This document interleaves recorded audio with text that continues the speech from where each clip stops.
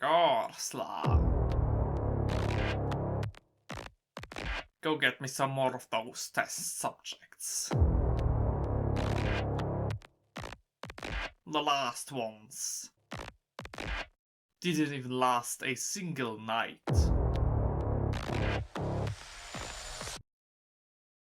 And with that, greetings ladies and laddies, and welcome back to the realms of a cursed city. In this episode of our speed painting series, we're gonna paint Torgilius the Chamberlain.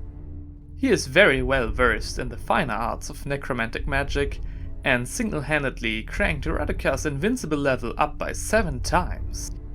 He is also the lord of every animal in the city, making them his ever-watchful eyes and ears, which officially makes him the world's creepiest Disney princess. I think Torgilius is a really cool model, even for upstarting hobbyists, offering nice flat surfaces to begin with, and loads of details to get lost in later down the track. In this project I'm gonna mix a lot of the colors myself, and if you would like to exactly replicate what I'm doing here, I'll have a guide where I list all of the paint's names down in the description. Starting off with Torgilius' robe, we'll mix an olive green and a light green together and apply this paint on the majority of the model. I'm applying it a bit more thinned down than usual, as I want to see if the primed highlight we gave him actually makes a difference in terms of the color's brightness. For the inside of the cloth, we quickly mix ourselves a pale lime green together and paint it onto the inlay of the sleeves and fold in the front. Before moving on with his cloth, we make a quick detour and paint the yoke he's carrying in a light pale brown. Okay, now we mix quite a few dark blues and greys together and continue to paint his evil pope hat, and his trousers as well as the visible sleeves of his underrobe. Now we mix red, purple and black to get a unique dark red color and paint his headband.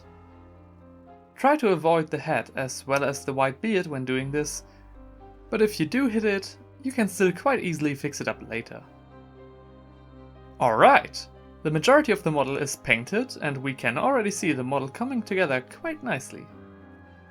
Moving on, we take a dark brown color and paint his boot, the arm cuffs, and the sheath of his falcata. Because laptops haven't been invented yet, he's carrying his own desk with him, which we also want to paint dark brown.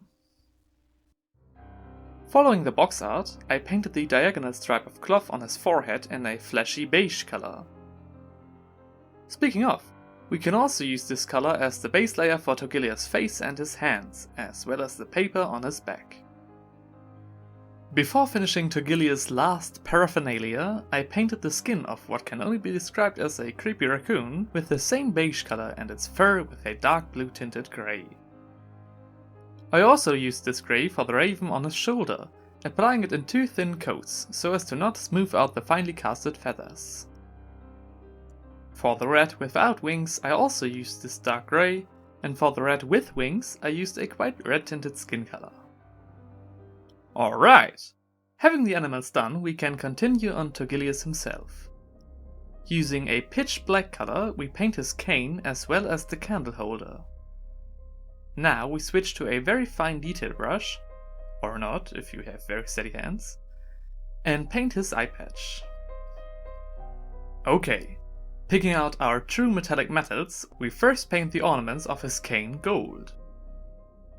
After those, we also use this gold to paint the keys on his belt, as well as the ornaments on the falcata's sheath, and, being really careful, the ornaments on his evil pope hat. The only thing I paint silver is the dagger sticking in his back. For the candles we use the same white as with the zombies from last time. Just be careful when painting the 3 candles on his yoke, and also don't forget the little stump on his back. While we got it out anyway, we can also fix up his beard. And we're done! With the base colors. Now it's time for everyone's favorite step. Take your brown wash and paint it all over the model. The only thing you should be wary of are the large areas on his back, where the wash could create some tite marks. We also don't want the wash to pull too heavily this time, as I reckon Torgilius is not as dirty as a zombie coming straight out of the grave. so keep brushing to spread the wash evenly over the whole miniature. For his skin I used a black wash, as well for all the animals, and for the candles I used a slightly yellow tinted wash, though this is an optional step. As we leave the wash to dry, we get our texture paint still and mud from last time out again and paint the base with it. After that was fully dry, we can use some lighter brown colors to give it some more texture and visual interest in general. Okay, now we just need to paint the grey cobblestones on his base as well as the black trims, and we are done with the speed painting. Whew! Truth be told, Torgilius was quite a lot harder to paint than I originally anticipated, but it was still just as fun. We could call the speed paint done at this point, but just like last time, I want to show you guys a few extra steps to even further upgrade him. Starting with the candle's flame that I just forgot to do before, I painted a black stripe on the underside for some more contrast once the flame is finished. For the actual flame we use a bright yellow and then a very thinned down red for the upper part. I painted the very tip grey, like it's already turning into smoke at that point. Okay, who's ready for something really unorthodox?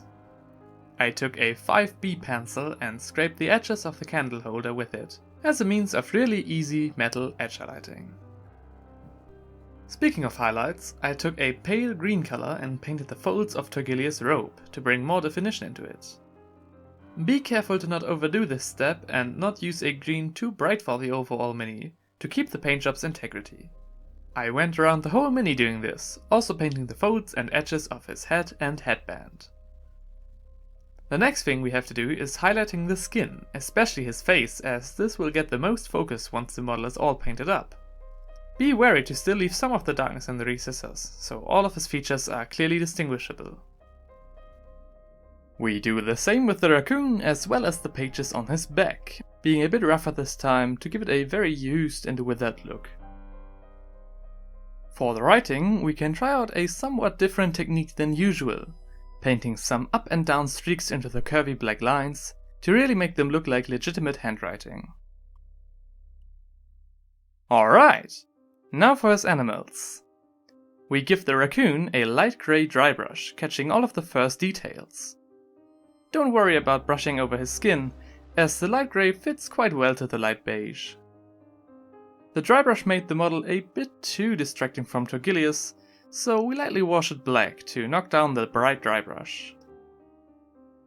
Moving on to the bat, we take a lighter red tinted beige than for the base, and accentuate all of its features, finishing it up by carefully painting the teeth in a very light grey. Now we just take some bright red and paint the eyes of the animals, pronouncing their evil, possessed purpose. For the last step, I mixed some of that special dark red again, and with my finest detail brush, painted some ornament embroidery on the inlay of his robe. And with that, we're done! Torgilius the Chamberlain is fully painted and ready to reveal the deepest, darkest secrets of necromancy, if need be, on the heroes as his test subjects. I gotta admit, painting him was quite a lot more difficult than I thought, as you constantly have to twist your brush around his arms, the cane and the many animals, but it was a lot of fun nonetheless. I really hope you enjoyed watching this video, and maybe even recommend it to a friend who might like it too. If you have any questions, maybe a couple of suggestions, feel free to share them in the comment section. If you're following me along on the series with your own miniatures at home, you will have 11 of the 60 Cursed City models finished by now. In the next episode, we're gonna be painting Gorslav the Gravekeeper, a very intimidating character who doesn't really care if you're still alive when he buries you. If you would like to see his speed paint, feel free to subscribe, as we are just about to hit the amazing 100 subscriber milestone as well. Thank you guys so much for your support, and I hope very much to see you again in my next video. Until then, take care.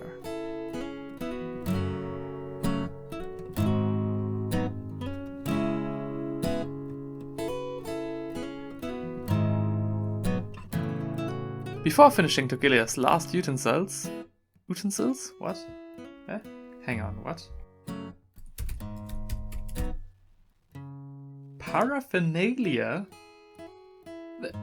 That's one of the coolest words I've ever seen, what?